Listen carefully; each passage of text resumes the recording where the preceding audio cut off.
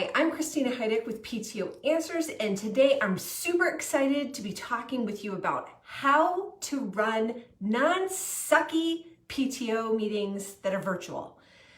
Because we're all running virtual meetings these days, right? And the difference between being in person, in real life, being able to touch and feel other people in the same space, and then being in our own little Zoom boxes, it's quite different, my friends. And is for as much as I've heard from other PTO leaders that they are having increased participation rates and like people actually showing up to PTO meetings nowadays. If you run a sucky meeting, I can guarantee you people are not going to keep coming back, because why would you if it's like a hot mess, right? It's just like in-person meetings. So before we get started, I just want to remind you that if you haven't already, it's way past time for you to join the PTA PTO Superstar Leaders Facebook group. It is a community of over 8,000 fabulous leaders from all over the world. And you can join this group for absolutely free by going to ptoanswers.com/Facebook, and you will get all sorts of ideas and support and just community, and it's all good. No drama trauma. I've had other people say, thank you for running a drama-free group. We do not have drama because I screen people and you have to be like an active leader to join. And I think that just kind of ferrets out some of the trouble, to be quite honest. So great group. Again, you can join it at ptoanswers.com/Facebook. Alrighty, so let's get into these tips. And I have to say, I have been guilty of some of the things I'm going to tell you not to do. I do. So there is room for improvement, and I'm not preaching from above and saying that, you know, everybody else has a lot of room for improvement. Everybody, hands down, can run a better meeting. Doesn't matter about if you're talking about an in-person meeting or, especially nowadays, a virtual meeting. Lots of room for improvement. So first, when you go to set up your PTO, your virtual PTO meeting, I want you to make sure that you are sending out the right link. Now, this was a big problem for Miss Christina because I was setting up a whole bunch of different links, because I have turned into, for most of the PTAs that I'm involved in, like the go-to tech guru, because anything techie, anything on a computer, they're like, Christina can handle it, which is great. I can. The problem is sometimes I get things confused, and you know how links are, you can't exactly see what they go to unless you're testing them out.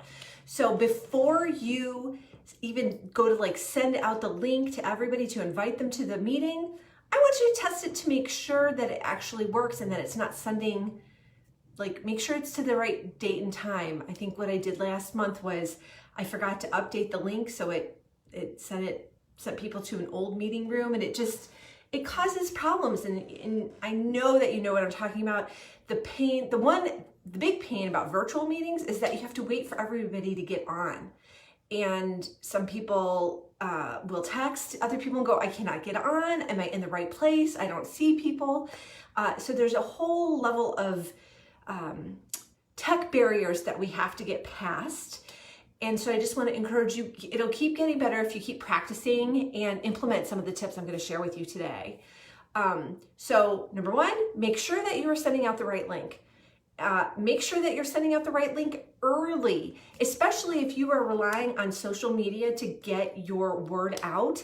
You're gonna have to send it extra early, because Facebook likes you to pay for people to see your posts. We've talked about this before, but I'm just gonna repeat it again. So if you are only publicizing your PTO meeting on Facebook, not a lot of people are gonna see it. Hate to tell you this. So you can share it into a PTO group that you're running. Again, that is the recommended way for spreading the word on Facebook. Groups are definitely the way to go. But try and send it out by email, but definitely send it out early, like not the day of. The day of is like absolute worst case scenario. You should be trying to do it at least a couple days in advance. If you can at all, I've noticed that with Zoom, if you are setting up repeating meetings, so like it happens once a month on the first Wednesday of the month, it'll give you the same link for the entire year, which is really handy. So if you can make it so that people just have one link and that you don't have multiple links to manage, that'll make it easier on your part. So if you can, go ahead and set up your virtual meetings with as a reoccurring event, and then I'll give you the single link. I'm not sure how it works on Google Meets because my groups are using Zoom this year. I will look into Google Meets and maybe follow up with you about that, but try and do that. That'll make your life easier. All right, so yeah, now that you've sent out the link, the next thing you need to do is ask people to show up before the actual start time of the meeting. Because if, for example, you are using Zoom, we all heard about the Zoom bombings and all that ridiculousness with people who have way too much time on their hands. They're clearly not mothers who were Zoom bombing and doing all sorts of complete nonsense and wasting everybody else's time and getting us all annoyed. Zoom has implemented some increased security measures so that you have to have a password. And I don't think you can automatically just show up in rooms anymore. You have to be admitted. Well, that takes time because someone is going to have to individually look through it, look through everybody who's in the waiting room. And so it's going to take a bit of time. So for example, the meeting I had last night, it was scheduled for 7 o'clock. We didn't get started until 7:07. And yeah, it's only 7 minutes, but ladies, I wanted to be watching Netflix last night, wrapping up Emily in Paris. That was my goal, okay? So 7 minutes, it matters. You know it matters. So it is good to decrease that transactional time, that administrative time as much as possible. So the next tip is to actually keep your meetings short and sweet. So see if you can get some of the discussion taken care of ahead of time by having a executive board pre-meeting if you can, in order to shorten the length of the more general meetings. That is where you're going to really want to keep your meetings tight, is the general meetings.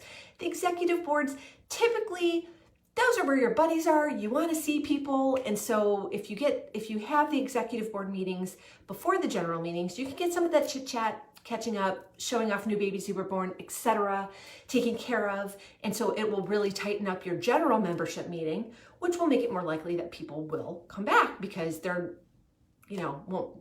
won't necessarily care about your chit chat, if they don't know you. So set an agenda, just like you would do for an in-person meeting. Have an agenda, send it out again early. And what I like to do, when I have been doing, and I've been on the ball with this, is that I've been using Google Docs. And so I will have the agenda, and then I will have links to everything. So anything in the agenda that requires looking at something else, for example, last month's meeting minutes, I will link to them right in that document. And the budget that we approved at last night's meeting, I link to it right in that budget, or right in the agenda rather, so that people don't have to it just makes it a lot easier because you're not having to open up a whole bunch of different things to find things. And yes, you do have to open up new windows to see them. However, you're still going from one centralized place. And I've done it the other way where I've just tried to copy and paste them into the Zoom chat. That is a pain in the butt if you are the one running the meeting. So again, put it on the agenda.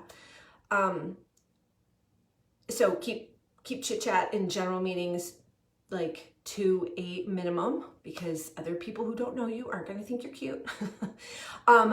Mute non-speakers. If you can, when you're setting up your Zoom meeting, that's an option to mute everybody right when they come in, because some people don't even hear their own dogs barking in the background, or they're maybe just sometimes they're just noisy people who are shuffling papers, especially I found this to be true with our male administrators and principals. They're not quite tuned into the amount of noise that they're making around their microphone. So maybe just mute them so you don't have to hear that a distraction in the background. Again, keep the meeting as short as possible. Ideally an hour or less. Last night I ran over by 3 minutes, and I was super disappointed because we didn't have a whole lot on the agenda. But we are transitioning back to people who want to go back into school in person after the first quarter ends. That's going to be happening. So we had an extended discussion with the principal who was fielding all sorts of questions for us. And so we had a nice conversation, but it extended the length of the meeting.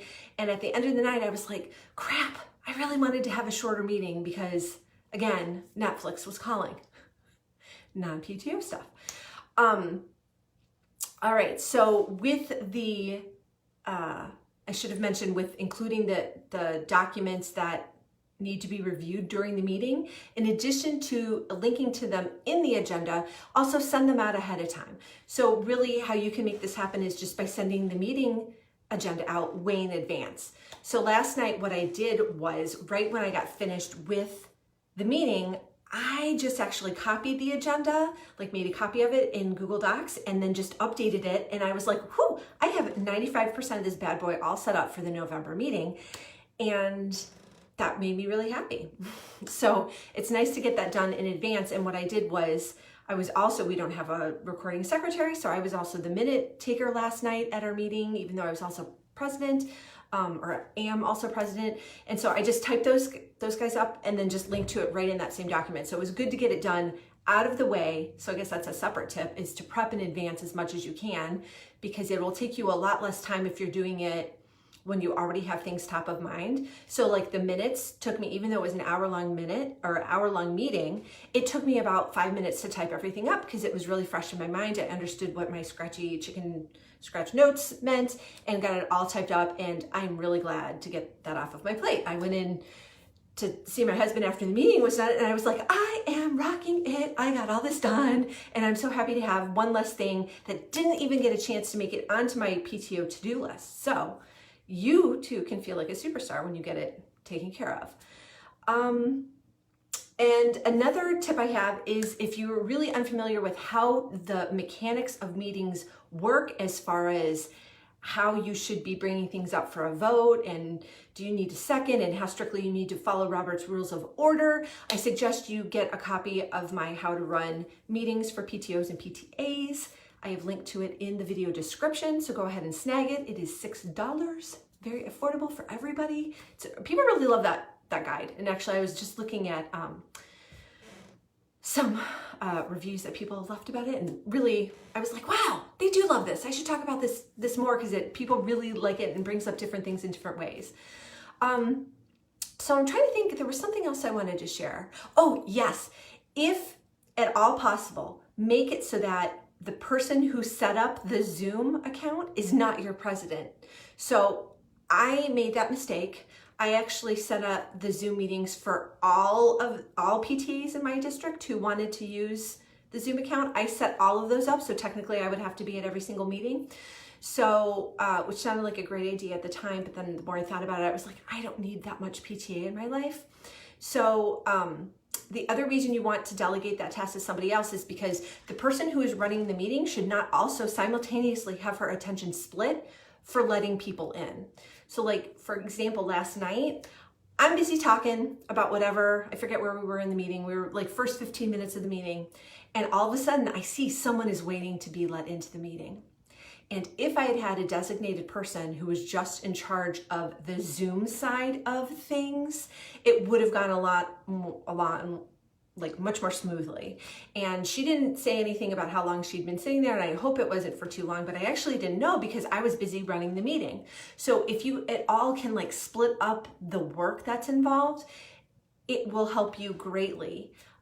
So that is my last tip that I don't follow myself because I've already set it up like this. So I'm gonna have to come up with a different way to manage that. But part of what I said about asking people to come on sooner. So if the meeting starts at 7 o'clock, ask people to start coming at 6:50. They can just log in and then go to the bathroom, get themselves a drink, whatever. It'll make the job of whoever is admitting people into the meeting a lot easier. So definitely start asking for people to do that, because again, that'll just like one less thing off your to-do list. And as an administrator or the host of the meeting, I actually have started like opening the meeting room about 20 minutes in advance, just because I noticed, like, for example, last month, one of the assistant principals, she popped on like 20 minutes early because she was like, "Hi, this is new to me. I haven't used Zoom. I'm more comfortable with, or more familiar with Google Meets." And so she wanted to get comfortable with everything. And so I was glad that I was there so that she could get everything situated that she may not have been able to have all that functionality if she was just in the waiting room, right? So log on early. You don't have to actively be like there and ready to start, but it just kind of helps you get prepared and organized, that you yourself, if you were running the meeting, aren't flying in the last minute and trying to get everything organized, because it's gonna be messy. You are gonna not feel like centered and okay about everything, and you're gonna feel rushed, and that's really gonna come through as far as having like a kind of a disjointed meeting. So I hope that these tips have been really helpful for you. I'm going to take some of my own advice and start sending out the agenda a little bit earlier than I have been. But now that I have it all set up for November, it shouldn't be an issue.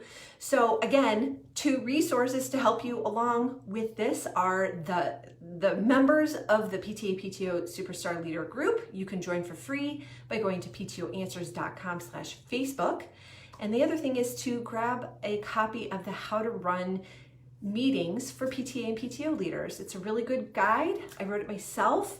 It doesn't speak directly to virtual meetings, but the guide coupled with the tips that I've given you here today should give you all the information that you need for awesome meetings. So here's 2 non-sucky meetings. And if you implement any of these tips and you notice a change, then I want to hear from you, because I like to hear how I'm helping people, because that's the whole point of me doing these videos. It's not just to hear myself talk or chance to put on lip gloss. Okay, until tomorrow or next time, you take care, and I will talk to you again real soon. Bye-bye.